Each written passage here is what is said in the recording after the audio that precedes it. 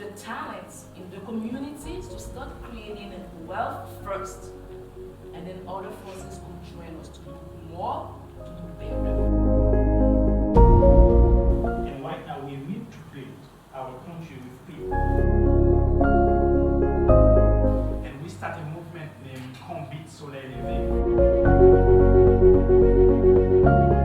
Community incubator, and we already have a workshop where we have people who are making crafting, making jewelry, making handmade stuff, and then we help them to standardize that to a certain level that they can sell it not only locally but then internationally.